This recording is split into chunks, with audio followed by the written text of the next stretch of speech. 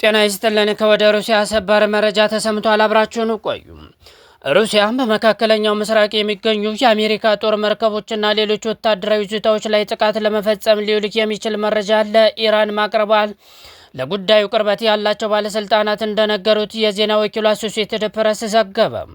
በአሜሪካ የቢቢሲ አጋር ሆነው ሲቢኤስ ኒውስ ያነጋገራቸው ሌላ የአሜሪካ ባለስልጣንም ሩሲያ ዋሽንግተን በቀጠናው ያላትን ይዞታ የተመለከተ መረጃ ለኢራን እያቀረበች መሆኑን ተናግረዋል።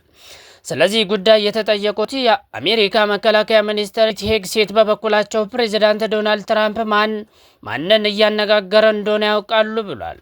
ኤፒ ያነጋገራቸው ምንጮች ይህንን ቢናገሩም ሩሲያ መረጃ በማቅረብ የኢራንን እርምጃ እየመራች ነው የሚለው በአሜሪካ የስለላ መረጃ የተረጋገጠ እንዳልሆነ አክለዋል ተብሏል።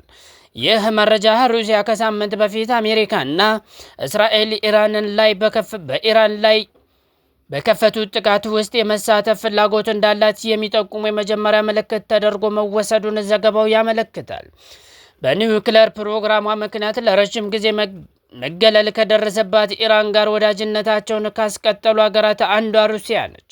የአሜሪካ መከላከያ ሚኒስትር ሄግሴት ከሲቢኤስ ኒውስ 60 ሚኒትስ የተሰኘው ፕሮግራም ጋር ባደረጉት ቃለ መጠይቅ ሩሲያ በቀጠናው ስለሚገኘው የአሜሪካ ጦር እንቅስቃሴ ለኢራን መረጃ እያቀረበች ነው ስለመባሉ ተጠይቀዋል።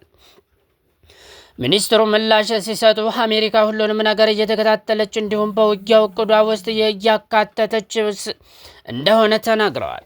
የአሜሪካ ሕዝብ የጦር ኃይሎች ጠቅላይ አዛዥ ማንን እያነጋገረ እንደሆነ እንደሚያውቁ እርግጠኛ መሆን ይችላል ብለዋል። በይፋ የሚደረገውም ሆነ በጀርባ የሚከወን መፈጠር የሌለበትን ማንኛውም ነገር እየተጋፈጥን ነው፣ በኃይል እየተጋፈጥን ነው ሲሉም ለሲቢኤስ ኒውስ ምላሽ ሰጥተዋል።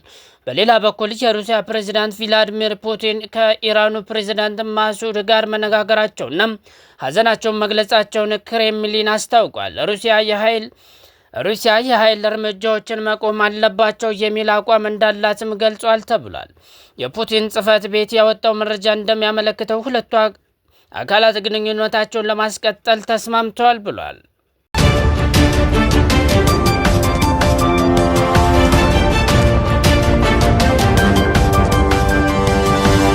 Revolution.